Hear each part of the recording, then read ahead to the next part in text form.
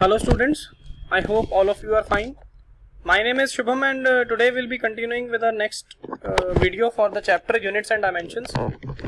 Before starting this video, let us revise what we have done in the previous video, I mean the last topic that we have discussed. And that topic was this one: characteristics of base units or standards. They are well defined, they are accessible, they are invariable, and they are convenience for use. Now in class plus 1 and plus 2 you will be learning about a few new units as well, out of which the first new unit is this micrometer, that is mu m. This symbol is known as mu m, micrometer. So micrometer means 10 raised to the minus 4 centimeter or 10 raised to the minus 6 meters. So 1 micrometer is equal to 10 raised to the power minus 6 meters. Okay. Next is angstrom, and angstrom is denoted as a circle on the top of A. 1 angstrom gives us 10 raised to the minus 10 meters, so we can write here as well 1 angstrom means 10 raised to the power minus 10 meters. Okay. Next is Fermi, and Fermi is one of the smallest units that we use in our practical lives. Fermi gives us the value for 10 raised to minus 15. 1 inch, many of you might be knowing that 1 inch has the value for 2.54 centimeter. And apart from these units, we have a few others which you can note it down in your notebooks. These units are not what you can say very much used in class plus 1 and plus 2, but you need to know these units. तो आप लोग इसको note कर लेना. Apart from these units, we have two more units, out of which the first one is the nanometer. Nanometer, and it is represented as nm. Nanometer gives us the value as 10 raised to the power minus 9 meters. Okay. There is one more, and it is smaller than the nanometer. That unit is known as picometer. PM or picometer. Picometer gives us the value for 10 raised to the minus 12 meter. Okay. So we can say that the smallest of all these units is Fermi. Fermi gives us 10 raised to the minus 15 meters. Then comes picometer. Picometer is 10 raised to the minus 12. Then comes your angstrom. Angstrom is 10 raised to the minus 10 meters. Then is your nanometer, that is 10 raised to the minus 9 meters. Then is your micrometer, that is 10 raised to the minus 6 meter. After micrometer, we come to a unit that we are familiar with, that is a millimeter.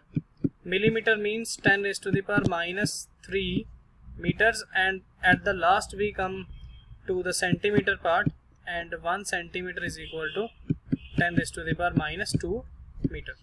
Okay. So these are the few units that you need to remember. Let's proceed further. Next is, after the units, we have the concept of dimensions. Now we know that we have total 7 fundamental quantities that we have discussed in the previous video: length, mass, time, temperature. ये सब कुछ हमने discuss किया था ना पिछली video में. Derived quantities are those quantities which can be expressed in terms of fundamental quantities.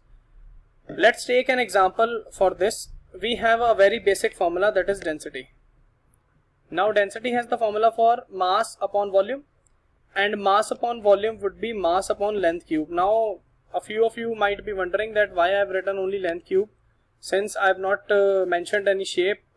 Say volume of cuboid is given by length cube, volume of cube is given as length cube, volume of cuboid is given as length into breadth into height, volume of cylinder is given as pi r square h, volume of cone is given as 1 by 3 pi r square h. Now you all must be getting aware of the fact that all these values are same as far as the dimensions are concerned. I'll try to explain this. Let's say we consider a cube, and volume of cube is a cube. Now cube has 3 sides. First side is measured in meters. Second side would also be measured in meters, and third side would also be measured in meters. So ultimately the unit for this volume would be meter cube. For a cube I am asking. Okay, this is for a cube basically. Now let's consider for a cuboid. The cuboid has the formula for volume as L into B into H.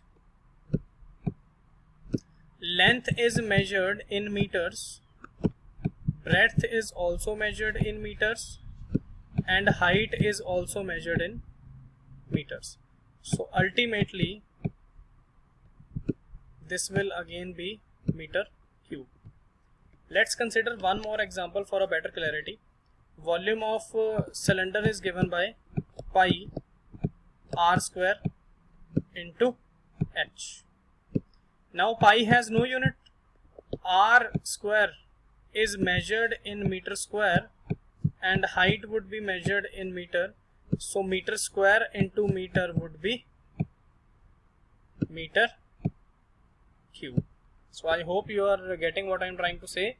Volume has the same unit for meter cube, whether it is for a frustum, whether it is for a cone, whether it is for a sphere. जिस भी चीज का आप volume निकालोगे उसका unit metre square ही आने वाला है. So generally mass is denoted by m, length is denoted by L, time as t, and electric current as A. So these are the four fundamental quantities that we discussed in the previous video. Now let's try to calculate, or rather let's try to find how to calculate the dimension formula of a particular physical quantity, out of which first basic formula that we are trying to calculate is for displacement. And displacement means it has a symbol S, and displacement has the formula L. It is measured in meter.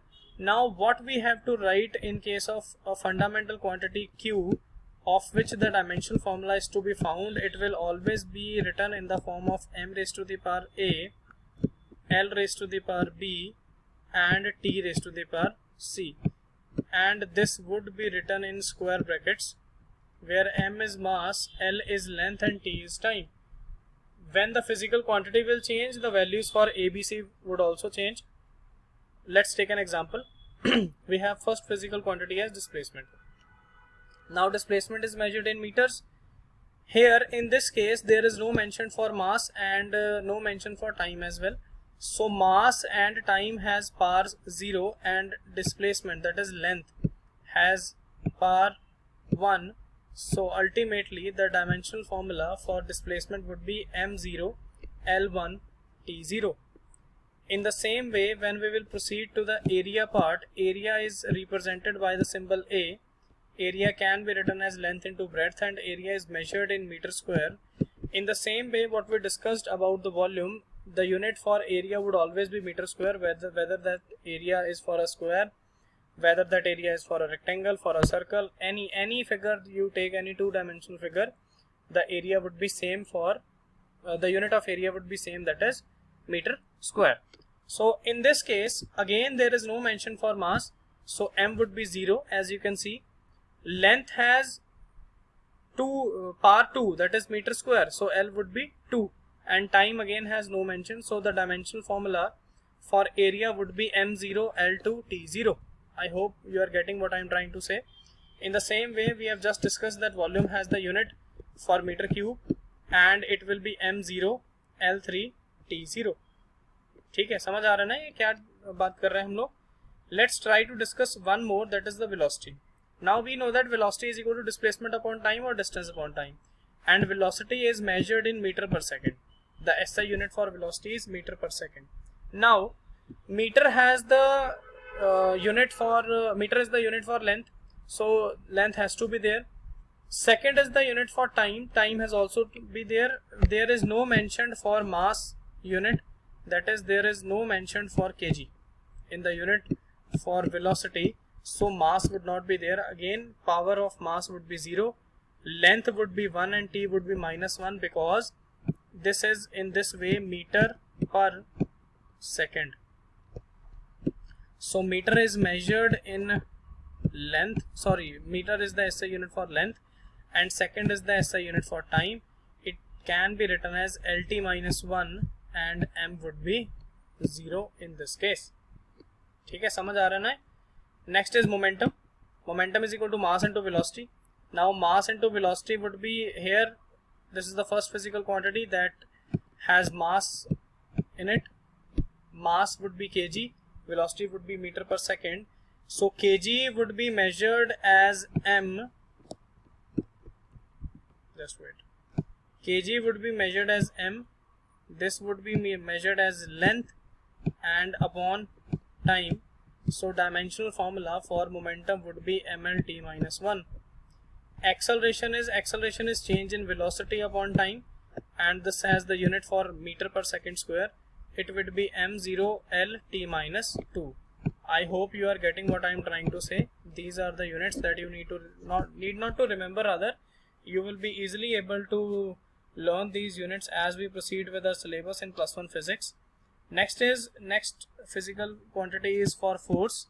Force is equal to mass into acceleration. This we already know. It is measured in Newton. Now mass would be kg into SI unit for acceleration, that is kg meter per second square. So kg has mass in it. Here we have written mass. As you can see, mass has power 1 in this case. Then it's meter, that is length, and per second square means t minus 2 in this case. Okay. Now next is the impulse. Impulse is a quantity which is measured as force into time. We will try to discuss this quantity in detail in the further videos. For that you can just remember the formula. So impulse would be force into time. When we multiply the dimensional formula for force with time, it will be Newton second, and if I multiply this with time into time, so time will be minus 2 plus 1, so time would be minus 1 in case of impulse. So mlt minus 1 would be the case. Next is work. Work is equal to force into displacement.